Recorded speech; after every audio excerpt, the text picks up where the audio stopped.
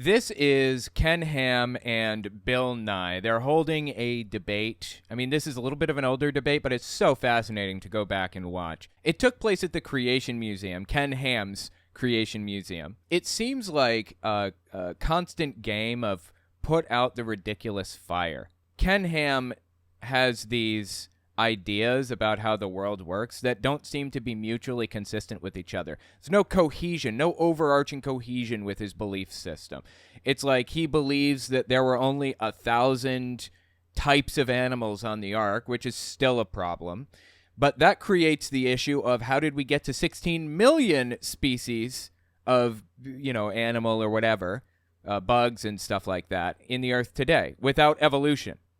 Like, every time he tries to solve one of the problems that comes along with young earth creationism, it creates new problems for him in other areas. So anyway, this isn't the first part of the debate. If you didn't see the others, don't sweat it. This stands independently of the rest. I'll provide context if it's missing. They're about to take lightning round questions, basically, from the audience. Like 2 minutes to respond, and then the other person gets 1 minute to respond, to rebut.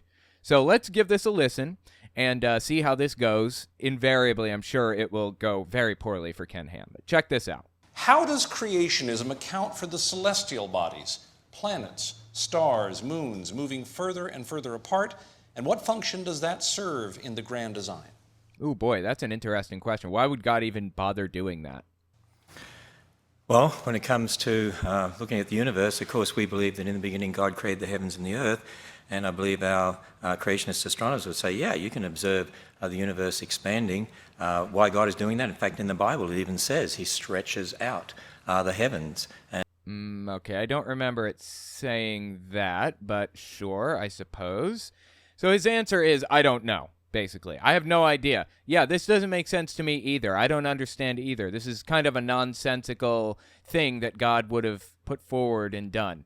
I agree. That's what he's saying, right? And seems to indicate that there is an expansion of the universe. And so we would say, yeah, that you can observe that. That fits with what we call observational science. Exactly why God did it that way, I can't answer that question, of course. So he has no clue, is the answer. Yeah, good question. I can't tell you. Jesus, dude. Because, the Bible says that God made the heavens for his glory, and that's why he made the stars that we see out there, and it's to tell us how great he is and how big he is. And in fact, I think that's the thing about the universe. The universe is so large, so big out there. One of our planetarium programs looks at this, where we go in and show you how large the universe is. And I think I've actually been to the Creation Museum and seen like their planetarium and stuff like that. It's all just absolutely ridiculous. All of it. None of it makes any sense. None of it's mutually cohesive. It's all complete garbage. I think it shows us how great God is, how big he is, that he's an all-powerful God. He's an infinite God, an infinite, all-knowing God who created the universe to show us his power. I mean, can you imagine that? And the thing that's remarkable... Right. He knows why God did all this after all, to show us his power? Okay. In the Bible, for instance, it says on the fourth day of creation... And he made the stars also. It's almost like, oh, by the way, I made the stars.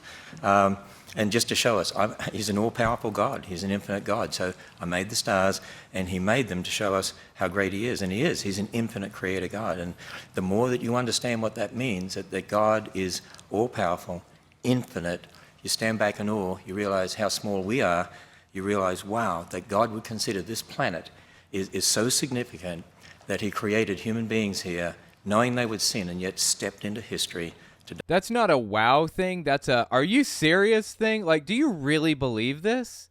That God created the earth in 6 literal 24-hour days and really gives a shit about this tiny little area in the Middle East? Really?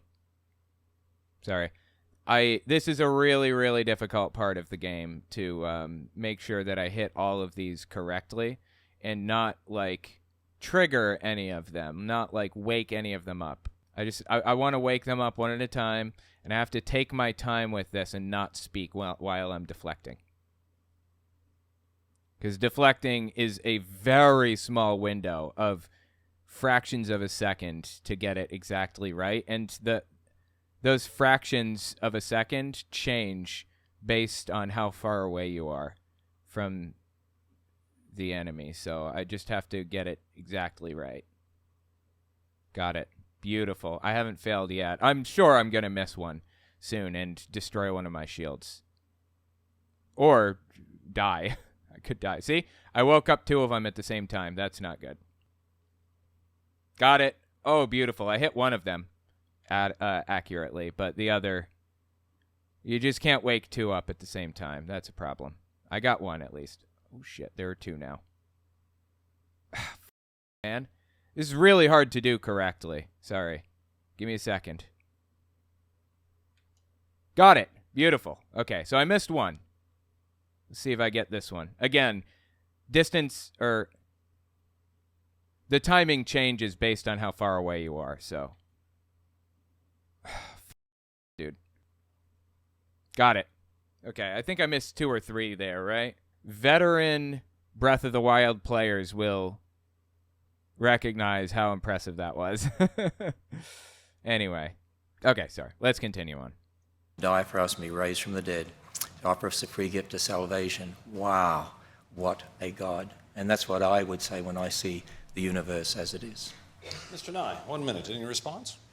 Okay, so he started out as... I don't know why God did that. Doesn't really make any sense to me either. And then moved to, he did it because he wanted us to know how impressive he is. Prideful much? I never thought I would see one of the 7 deadly sins from God himself. I'm just kidding. We see deadly sins from God all the time. There's a question that troubles us all from the time we are absolutely youngest and first able to think. And that is, where did we come from? Where did I come from? And this question is so compelling that we've invented the science of astronomy. We've invented life science. We've invented physics. We've discovered these natural laws so that we can learn more about our origin and where we came from. To you, when it says he invented the stars also, that's satisfying. You're done. Oh, good. Okay. To me, when I look at the night sky, I want to know what's out there. I'm driven. I want to know if what's out there is any part of me, and indeed it is. The oh, by the way, I find compelling, you are satisfied. And the big thing I want from you, Mr. Hamm, is can you come up with something that you can predict? No. The answer is no. He can't. Do you have a creation model that predicts something that will happen in nature? And that's time. Mr. Nye, the next question is for you. How did the atoms that created the Big Bang get there? Okay, it wasn't atoms that created the Big Bang. Good question, though. Interesting question. Here's a primary difference between creationists like Ken Ham and scientists like myself or Bill Nye. When I say scientist, I'm not talking in an official sense. I'm talking in a mental sense. People who think like a scientist. Here's the difference between the 2 mindsets, creationist and scientist mindset. It's okay to say, I don't know. There's nothing wrong with that. As a matter of fact, I love saying I don't know. You know why? Because it means I have something to learn. It means that I can figure something out. Creationists like Ken Ham cannot stand the term, I don't know. This is the great mystery. You've hit the nail on the head. No, this is so... See, you hear people rumbling and laughing? Why? Why are they rumbling and laughing? Scientists' minds are excited when they don't know something. Creationist minds are freaked out, disturbed. They can't handle it, so they make something up, seemingly. Like Ken Ham. Just make some shit up. What was before the Big Bang? This is what drives us. This is what we want to know. Let's keep looking. Let's keep searching. You have to have the answer to literally everything as a religious person, as a pastor or whatever. The thing that separates you from your parishioners is that you know everything. That seems to be like the position. Want to know. Let's keep looking. Let's keep searching. When I was young, it was presumed that the universe was slowing down. It's a big bang, except it's in outer space. There's no air, so it's... Goes out like that. And so people presumed that it would slow down, that the universe, the gravity especially, would hold everything together, and maybe it's going to come back and explode again. And people went out, and the mathematical expression is the universe flat? This is a mathematical expression. It turns out it's curved, I believe. Yeah, it's between curved, flat, or saddle shape, I believe. And they just determined that, I think they determined it's, wow, I was talking while I did that one. I think they determined that it was curved. Will the universe slow down asymptotically without ever stopping? Well, in 2004, Saul Perlmutter and his colleagues went looking for the rate at which the universe was slowing down. Let's go out and measure it. And we do it with this extraordinary system of telescopes around the world, looking at the night sky, looking for supernovae. These are standard brightness that you can infer distances with. And the universe isn't slowing down. It's accelerating. The universe is accelerating in its expansion. And do you know why? Nobody knows why. Nobody knows why.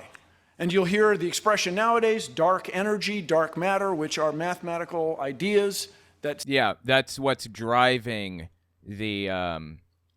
Dark energy is what's driving the universe to expand out. We can see clusters of things gathered together. That doesn't really make sense. It's like they're orbiting around something that isn't there, almost. So we know that there's something creating a gravitational field that we can't see, can't detect. We don't know what it is, but we know it's there. That's dark matter. And what makes it dark? The fact that we can't see it and we don't know what it is. Dark energy is the thing that's expanding the universe out at a quicker rate. By the way, another little fun fact for you here. Nothing inside the universe can move faster than the speed of light. That's the speed limit inside space-time, right? But space-time itself, the universe itself, can expand faster than the speed of light, which is what we're seeing. We're watching things move faster than light simply because space-time itself, and seemingly outside of space-time, it is possible. That's a limitation of the universe, of inside the universe, not of, outside the universe, I guess you'd say. Fascinating, I think. I love this stuff, honestly. I almost became a science YouTuber rather than like a religion YouTuber. I just love talking and learning about science and history, physics, chemistry, all of it. I just love this shit, dude. Seem to reckon well with what seems to be the gravitational attraction of clusters of stars, galaxies, and their expansion. And then isn't it reasonable that whatever is out there causing the universe to expand is here also? And we just haven't figured out how to detect it. My friends, suppose a science student from the Commonwealth of Kentucky pursues a career in science. Dude, I love making these bokoblins go launching. See this? Oh, it's fantastic. I love it to death. Anyway. And finds out the answer to that deep question. Where did we come from? What was before the Big Bang? To us, this is wonderful and charming and compelling. This is what makes us get up and go to work every day, is to try to solve the mysteries of the universe. And that's time. We want to know. Absolutely. 100% agree. That's my drive in my job, too. I want to know. I want to understand. I want to figure this out. Why are people the way that they are? Why do people do the things that they do? I want to know. But Ken Ham, Kent Hovind, other creationist extremists, they don't want to know. They believe that they do know. And the answer is God. And if you disagree, then you're wrong and you're going to hell. And that's just the end of the conversation. It's just sad, man.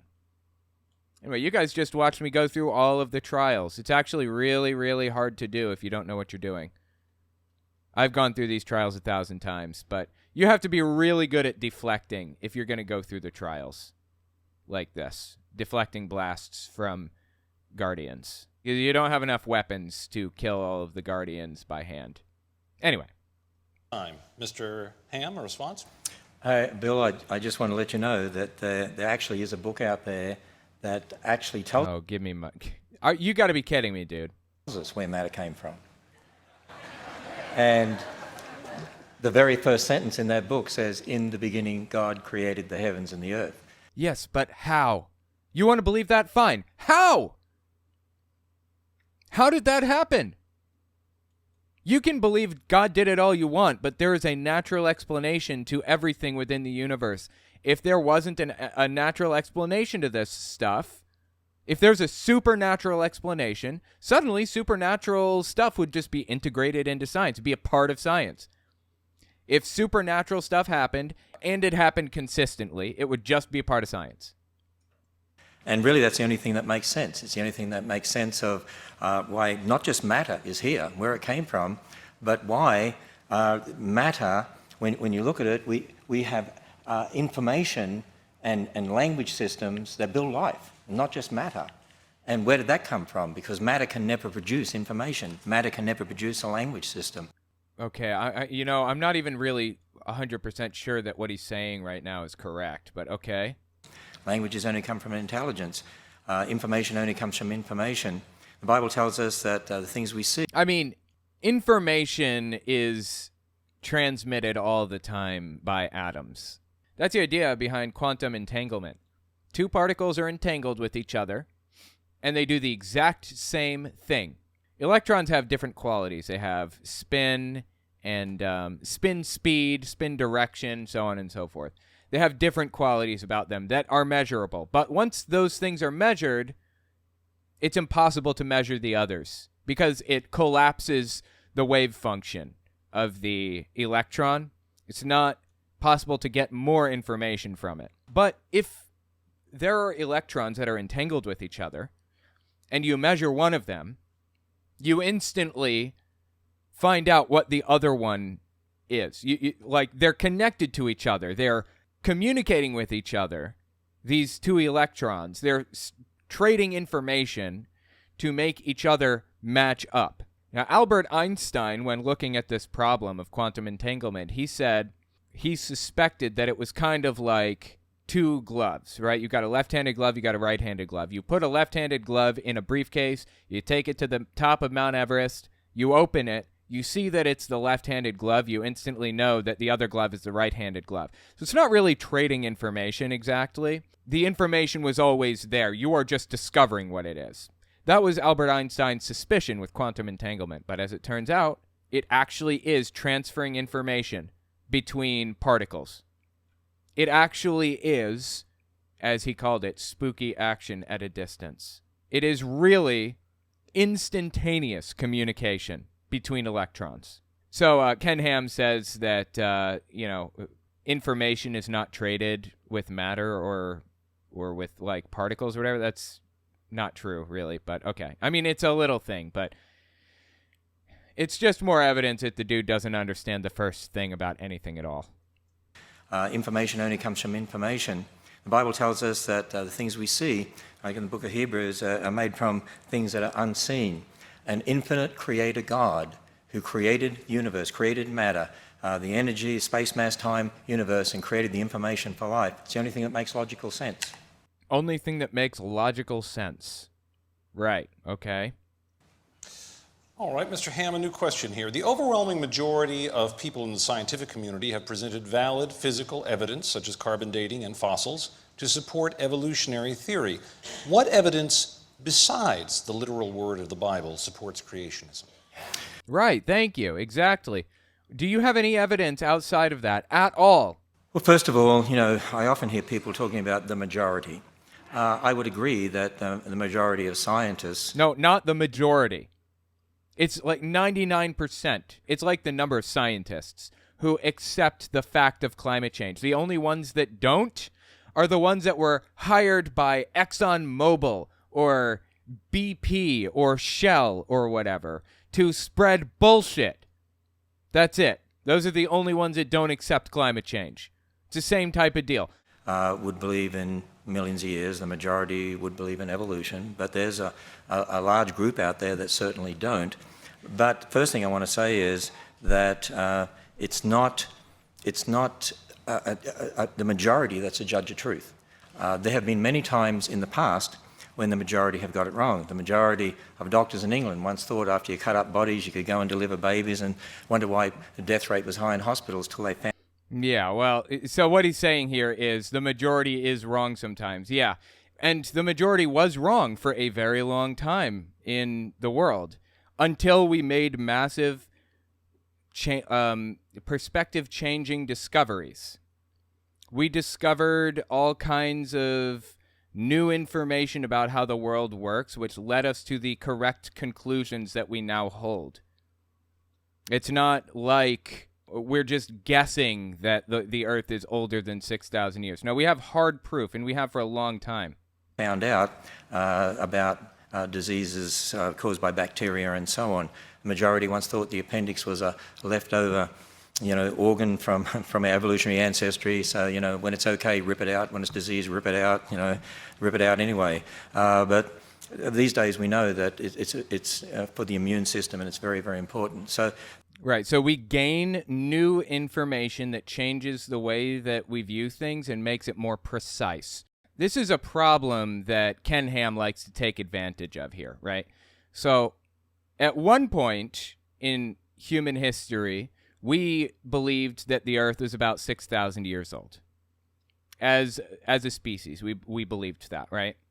And then we discovered some evidence that pointed to the idea that it was maybe 10,000 years old. And then we found evidence that it was 50,000 years old, 100,000, 200,000. You know what we never found evidence of? We never found evidence that it was 6,000 or 5 or 4 or 3,000 years old. It never went backwards, is my point. It's only moving up. There is no way at this point for our estimated age of the Earth to go backwards, because we have unequivocal proof that it is at least this. It's like the age of the Earth is 4.5 billion years old. I suppose it's possible we could get evidence that it's older. Maybe 5, 6 billion, 7 billion, I don't know. It's possible. It's not going down to 6,000 years. That is not possible. Ken Ham is taking advantage of that feature, I guess you could call it. I don't even know what you'd call it exactly. He's taking advantage of that. Taking advantage of the fact that we do change our expectation or our understanding of the age of the Earth regularly. We change all kinds of stuff scientifically. But when we change it, it's because it's getting more precise and accurate rather than arbitrarily going up and down or changing whatever. It's because our understanding is more clear. It's never going back to 6,000 years. Never.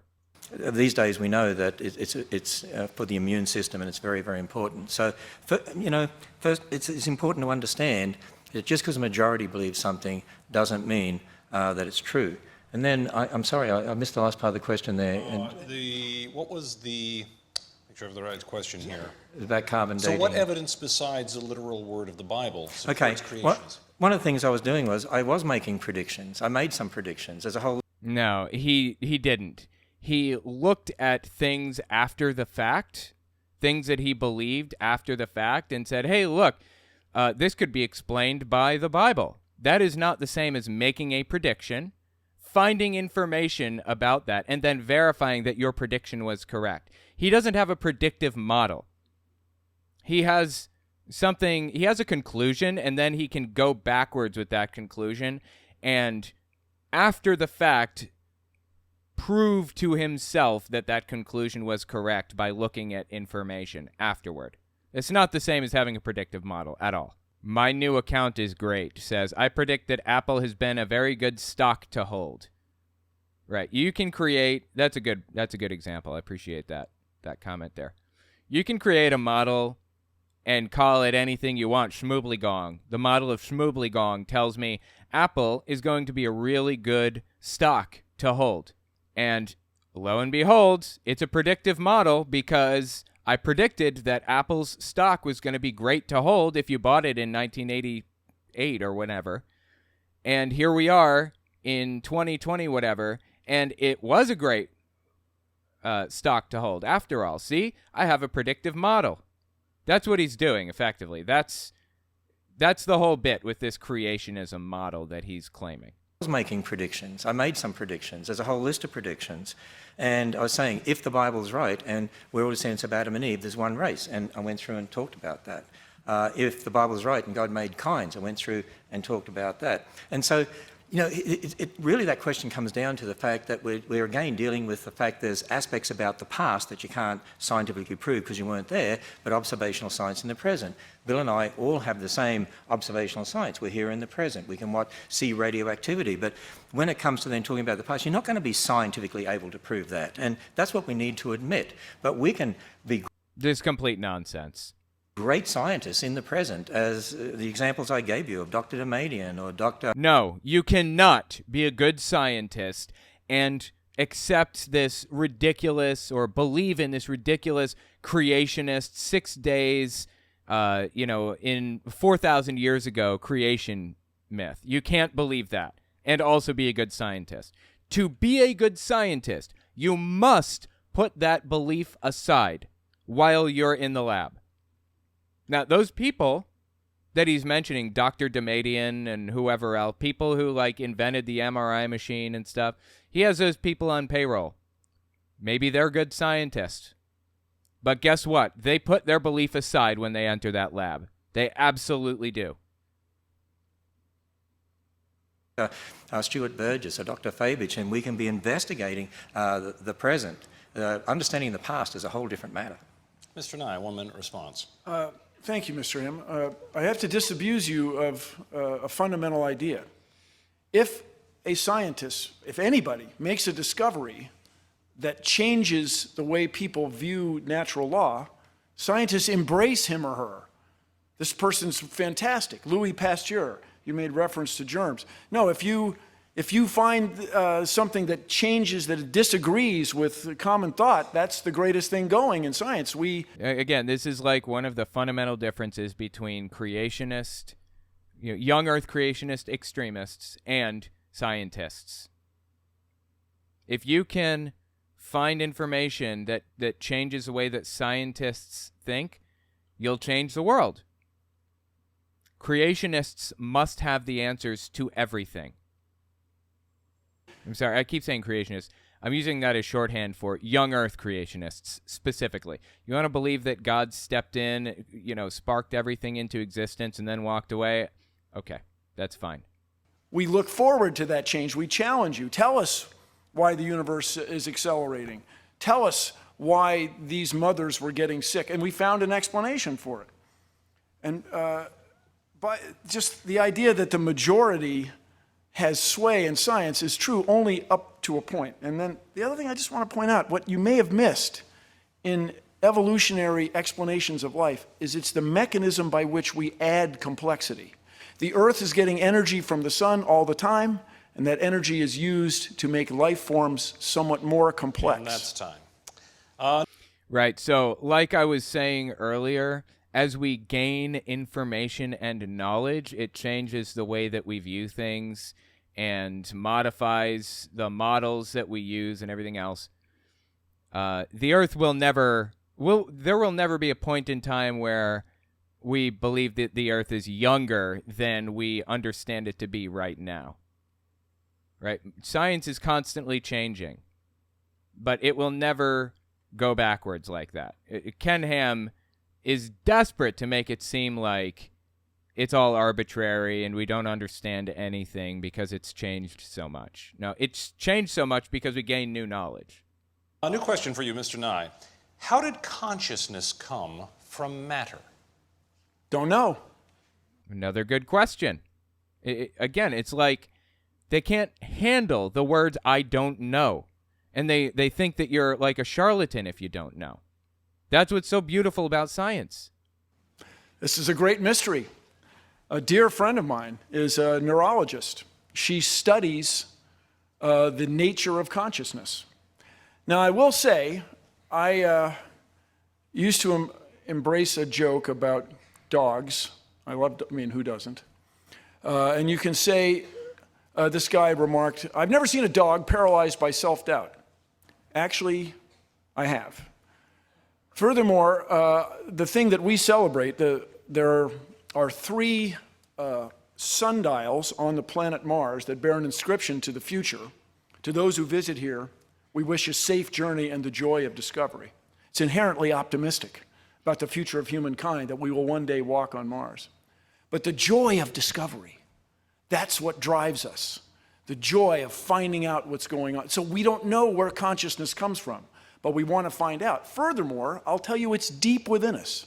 I claim that I have spent time with dogs that have had the joy of discovery. It's way inside us. We have one ancestor, as near as we can figure. And by the way, if you can find what we in science call a second Genesis, this is to say, did life start another way on the earth? There are researchers at Astrobiology Institute, researchers supported by NASA, your tax dollars, that are looking for answer to that very question. Is it possible that life could start another way? Is there some sort of life form akin to science fiction that's crystal instead of membranous? This would be a fantastic discovery that would change the world. And again, if you can prove that God did it, great. You'll be lauded as a hero for finding this incredible, world-changing discovery. Do you know how much money the Templeton Foundation has to throw around to help people discover that God did it? If there was some way to prove God did it, it would be on every newspaper rack from here to Texas, everywhere. All we need is some evidence. That's it. Scientists don't want to come up with, their own arbitrary theories. Scientists want to come to the truth. If the truth is God did it, scientists want to know that too. I want to know that. The nature of consciousness is a mystery. I challenge the young people here to investigate that very question. And I remind you, taxpayers and voters that might be watching, if we do not embrace the process of science, in the mainstream, we will fall behind economically. This is a point I can't say enough. Mr. Hamm, a 1-minute response. Bill, I do want to say that there is a book out there. I can't tell if people are laughing because it's such a ridiculous thing for him to say right now, or if they're laughing because they seem to think that Bill Nye is just so oblivious to everything. I can't tell. That does document where consciousness came from. And in that book, the one who created us said that he made man in his image, and he breathed into man, and he became a living being. And so the Bible does document that. That's where consciousness came from. That. Fine. Okay, great. That's where consciousness came from. How? How did that happen? God, if he did create this stuff, used some natural means to do so. What were the means by which he did this? God gave it to us. And the other thing I want to say is, I'm sort of a little, I have a mystery. And that is, you talk about the joy of discovery, but you also say that when you die, it's over, and that's the end of you. And if when you die, it's over, and you don't even remember you were here, what's the point of the joy of discovery anyway? In an ultimate enjoy the ride while you're here. Why not? sense. You won't ever know you were ever here, and no one who knew you will know they were ever here ultimately, so what's the point anyway? I love the joy of discovery because this is God's creation, and I'm finding... Well, there you go. That doesn't change anything. You can love the joy of discovery for that reason if you want, and still be a Christian. You can love discovery and still be a Christian. You can still be an atheist, and we can all love it for the exact same reason. More out about that, to take dominion for man's good and for God's glory. Time. Mr. Hamm, a new question. Ken Ham eventually is going to be viewed as the same as a flat earther. It's just going to take a little bit of time. In fact, it's already kind of happening. And Bill Nye is probably going to be known as the guy that was going around trying to disabuse people of their effectively flat earth beliefs, basically. What is effectively flat earth beliefs? Dominion for man's good and for God's glory. Time. Mr. Hamm, a new question. This is a simple question, I suppose, but one that actually is fairly profound for all of us in our lives. What if anything, would ever change your mind? A shred of evidence, I'll take anything, would change my mind. Just any evidence at all. I don't care what it is, just give me something. I would love to believe that life continues on beyond where we are right now. I'd do anything to think that there's some heaven that I end up going to. Anything. I just need a little bit of evidence. That's all I'm looking for.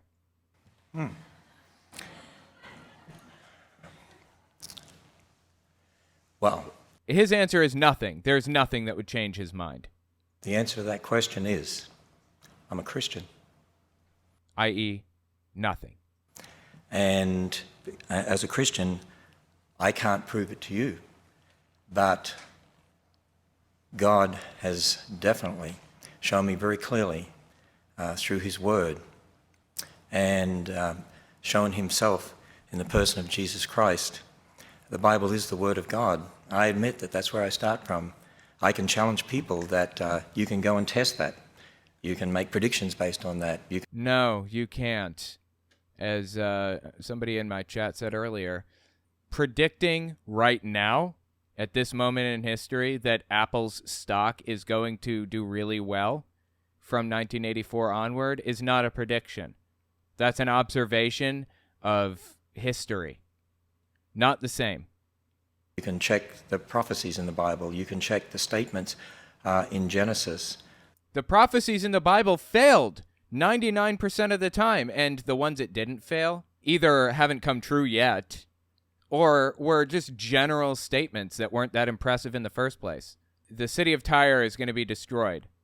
That's really not that surprising when you think that the entire area is war-torn and has been for like generations. You can check that. And I did a little bit of that tonight. And I can't ultimately prove that to you. All I can do is to say... All he can do is sow doubt about the other side. That's it. He can't prove it to you. That's the ultimate point. He can't prove that his belief system is correct. You know why? It's not correct. All he can do is try to sow doubt in other positions. All he can do is sow doubt in the scientifically established understanding of our origins. Even though, that doubt that he's sowing is just absurd bullshit. Someone, look, if the Bible really is what it claims to be, if it really is the Word of God and that's what it claims, then... Oh, please don't give me Pascal's wager. Then check it out. And the Bible says if you come to God believing that he is, he'll reveal himself to you. And you will know. As Christians, we can say we know. And so... No, you can't. You can say you believe. As far as the Word of God is concerned, no. No one's ever going to convince me that the Word of God is not true. But I do want to make a distinction here, and for Bill's sake, we build models based upon the Bible, and those models are always subject to change. The fact of Noah's flood is not subject to change. The model of how the flood occurred is subject to change. So he's describing a starting point and working backwards from that starting point. That is not how science is done. You know how science is done? We take a set of facts and we build them into a framework that we suspect might be true, and then we use that framework to make tests, or we use that framework to test things, to see if that framework stands up against tests. We try to falsify it. We try to prove our framework wrong. We try to make predictions off of that framework. If it passes all of those tests, if it's falsifiable and hasn't been falsified, if it can make predictions and everything else, it goes from hypothesis to theory. This creationist stuff that Ken Ham is laying down isn't a theory. It isn't even a hypothesis. It is a disproven hypothesis. Over and over and over again, it's been disproven. And instead of, look, this happens with hypotheses or even with theories. Sometimes this happens from time to time. Part of the theory or part of the hypothesis is proven wrong. And you know what we do when it's proven wrong? We examine that and modify it, fix it, change it. That's what we do. When we discover we were wrong about something, we fix it. When Ken Ham discovers he's wrong about something, he pretends he wasn't and covers it up and comes up with some bizarre explanation for why he was right all along that he likes to pretend corrects the hypothesis, when in reality it just breaks it in another area. Because we observe in the current world, and we're able to come up with maybe different ways this could have happened or that could have happened, and that's part of that scientific discovery. That's part of what it's all about. So the bottom line is that as a Christian, I have a foundation, but as a Christian, I would ask Bill the question: what would change your mind? I mean, you said even if you came to faith, you'd never give up believing in billions of years. That's correct, because we have too much evidence pointing at billions of years old, at 4.5 billion years. Again, like, maybe it'll get older, but it's not getting younger. It's not going to be 5,000 years old. The Earth is not 5,000 years old. I think I quoted you correctly. You said something like that recently. So that would be also my question to Bill. Time. Mr. Nye? We would just need one piece of evidence. We would need the fossil that swam from one layer to another. We would need evidence that the universe is not expanding. We would need evidence that the stars appear to be far away, but they're not. We would need evidence that rock layers can somehow form in just 4,000 years instead of There you go. the extraordinary amount. We would need evidence that somehow you can reset atomic clocks and keep neutrons from becoming protons. You bring on any of those things, and you would change me immediately. Mr. Hamm, what can you prove? What you have done tonight is spent all the time coming up with explanations about the past. What can you really predict? What can you really prove in a conventional scientific, or in a conventional, I have an idea that makes a prediction and it comes out the way I see it? Absolutely nothing. He does post hoc explanations. He doesn't do predictions. He comes up with explanations after the fact. That's it. This is very troubling to me. Mr. Nye, a new question. Outside of radiometric methods, what scientific evidence supports your view of the age of the Earth? Wait, hang on. Let me just listen again. Mr. Nye, a new question. Outside of radiometric methods, what scientific evidence supports your view of the age of the Earth? Outside of radiometric methods. Okay, understood. The age of the Earth. Well, the age of stars. Yeah, so the way that we know how old the Earth is not carbon dating. A lot of creationists try to shoot holes in carbon dating because they think that's the thing. It's not. Like I said earlier, carbon dating is only useful for up to 50,000 years ago, give or take. The way that we know how old the Earth is specifically is because we can look at asteroids that are floating around the sun and see that they all date to roughly around the same time period based on, the elements and isotopes and, radioactive materials found on those asteroids. And it's not just asteroids, it's like everything all around in our solar system all dates to around the same time period. Now, when a solar system forms like that, it usually starts out with a cloud that's called like a cloud of creation. It's like a big cloud of ignitable material, and it gets denser and denser and denser, and until it ends up looking like Jupiter. I mean, Jupiter is basically a failed star. For all intents and purposes, it's a star that just never ignited. It gets more dense until it finally lights up and turns into a big burning ball of fire. And when that happens, it explodes outwards and throws chunks of material everywhere, all over the place.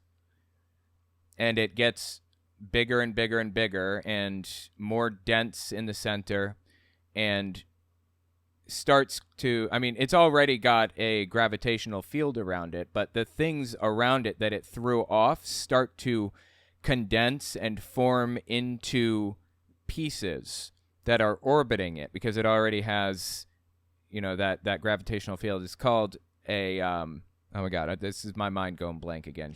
What's it called? A disk, an accretion disk. It's called an accretion disk. Could not remember for some reason. Anyway, it's called an accretion disk. An accretion disk forms, and all of the pieces start running into each other. All the pieces that the star threw off into its accretion disk start forming into big pieces as they slam into each other and stuff like that.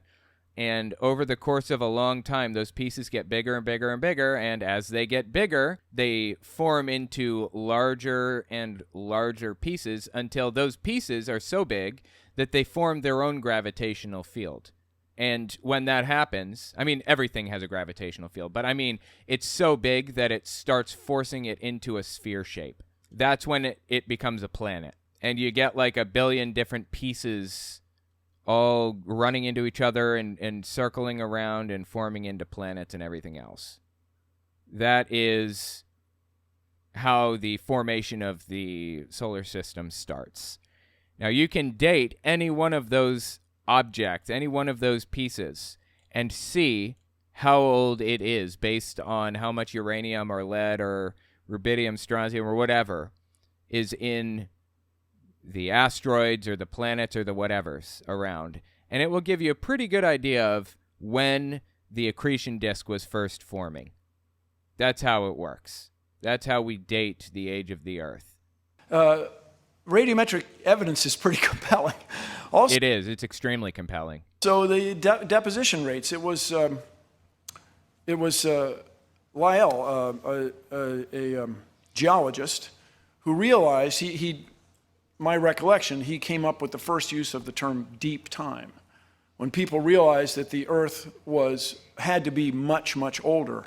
In a related story, there was a mystery as to how the Earth could be old enough to allow evolution to have taken place.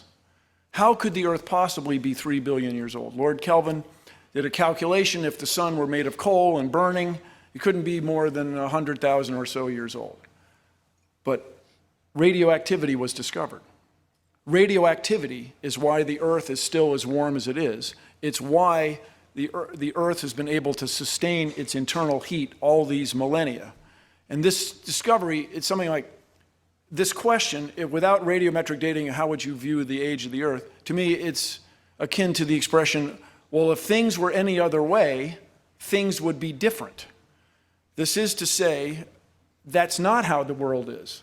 Radiometric dating does exist. Neutrons do become protons, and that's our level of understanding today. The universe is accelerating. These are all provable facts. That there was a flood 4,000 years ago is not provable. In fact, the evidence, for me at least, as a reasonable man, is overwhelming that it couldn't possibly have happened. Yeah, absolutely. No, it's not just the evidence for him. It's just the evidence shows it's impossible. It's ridiculous. There's no evidence for it.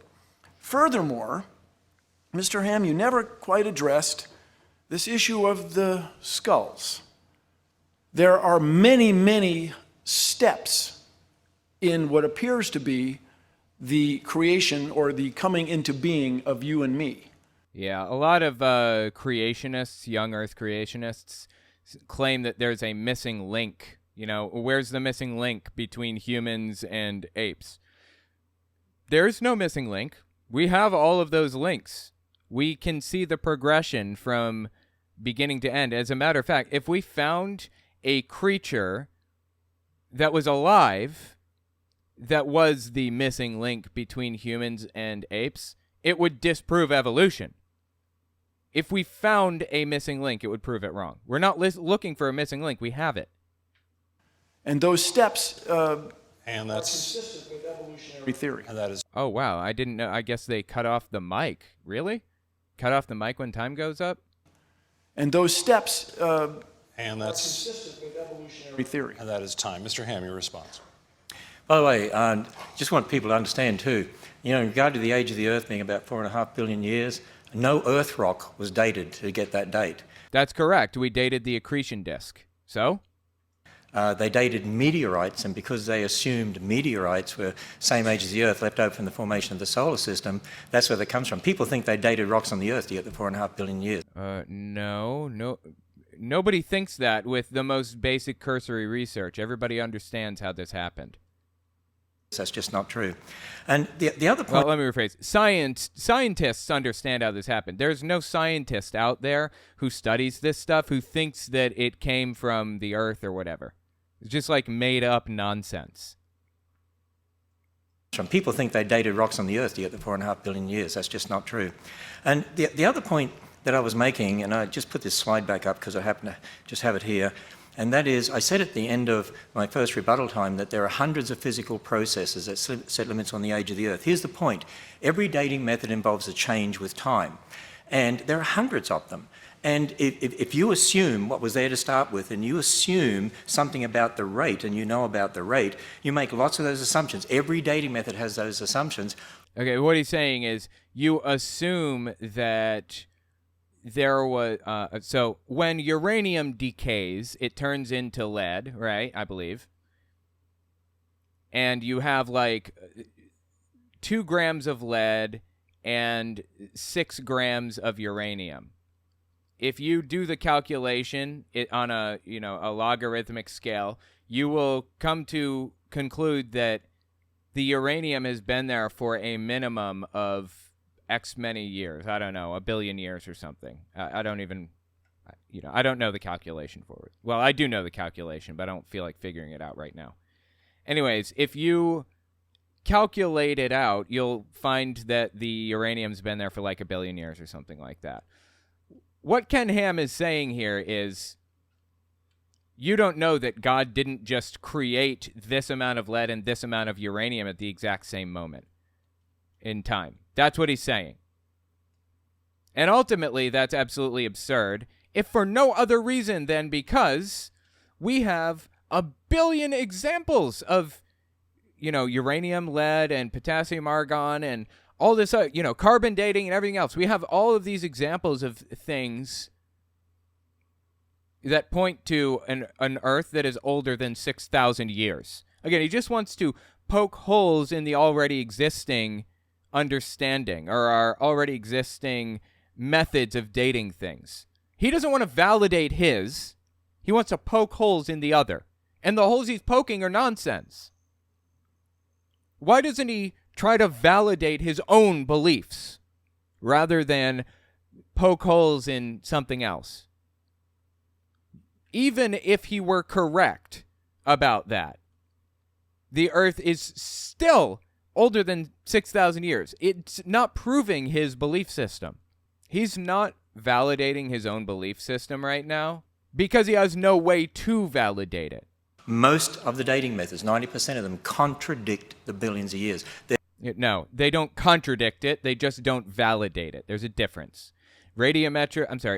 Carbon dating doesn't validate billions of years old Earth because it doesn't stretch past 50,000. That's not how carbon dating works. We can't use it to get beyond that, that time frame. Contradicting it and not validating it are different. There's no absolute age dating method from scientific method because you can't prove scientifically young or old. Yes, you can. And it's been proven beyond a shadow of a doubt. See, this is what he's doing. He's just trying to sow doubt in other methods that exist, not validate his own. So he's saying, yeah, I can't prove that I'm correct here, but no one else can either. Yes, we can. And we have. And here is a new question. It starts with you, Mr. Hamm. Can you reconcile the change in the rate continents are now drifting versus how quickly they must have traveled at creation 6,000 years ago? The rate, sorry, I missed that word. Can you reconcile the speed at which continents are now drifting today to the rate they would have had to have traveled 6,000 years ago to reach where we are now? I think that's the question. Okay, I think I understand the question. Actually, this again illustrates exactly what I'm talking about in regard to historical science and observational science. We can look at continents today, and we have scientists who've written papers about this on on our website. I'm definitely not an expert in this area. I don't claim to. He's not an expert in any area. Not to say that I'm an expert in any area, but he seems to be contradicting experts right now. He's contradicting experts. If you are contradicting experts, then you need to be an expert yourself in that area, in my opinion. That's not to say you have to go to college necessarily for this thing. I mean, that would be preferred. But you should at the very least understand every single argument, every single reason, every explanation that scientists have for their understanding of the age of the Earth, of carbon dating, you should understand all of it flawlessly if you're going to contradict experts who do understand it flawlessly. You should also. To be, but there are scientists, even Dr. Andrew Snelling, our PhD geologist, has done a lot of research here too as well, and there are others out there. Yeah, these people are completely full of shit.